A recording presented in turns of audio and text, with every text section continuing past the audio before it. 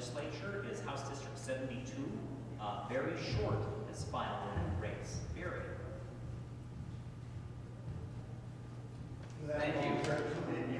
Yes, I did. I came from the south, way down in Iron County. District 72 is most of Iron County, excluding a small section in the southeast part that is unfortunately part of Mike Knowles' district. I come to this as an independent business owner. I haven't drawn a paycheck from anybody else since 1985. So in all those years, I've been on the receiving end of about every tax law that there is, and I'd like to see a whole bunch of them change. So that's certainly going to be one of my focuses. As a business owner, I've had a lot of experience in getting the word out while spending as little money as possible.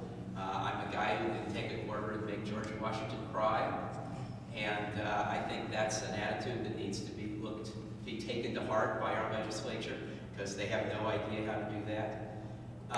As far as libertarian creds and positions, I'll tell you the first libertarian candidate I ever voted for was Roger McBride in 1976, the presidential candidate, and I've voted for plenty of others since then. Personally, from a legislative standpoint, I would probably be what the party considers an incrementalist. I am not going to be too hard-headed about things because it's taken us 230 years to get into the situation we're in. And we're not going to switch it all back overnight, but we certainly need to start pushing things in the right direction.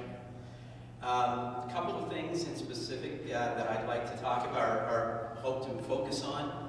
One is I want to see SB 81 repealed. I think that is an outrageous attack on private property, SB 81, which makes it easier for the state of Utah to take property from private citizens by eminent domain, and makes it more difficult for individuals to defend their property against eminent domain claims.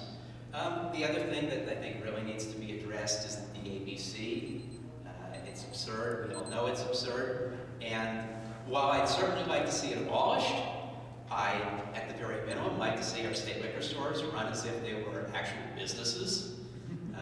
We just saw that moving the so-called alcopops into the state liquor stores has now cost the state about $1 billion a year in lost tax revenue because they're, nobody's buying them anymore, or those who are buying them are simply leaving the state to do so.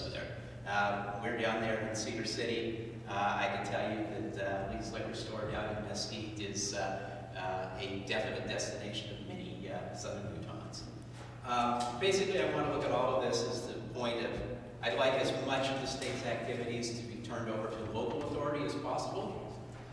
These things need to, there's been a lot of rhetoric, I should say, at the state level about the things that are dictated to the state by the federal government. It seems to me there's an awful lot of dictation to our county and city governments by the state government, and we ought to lead by example, not by dictation.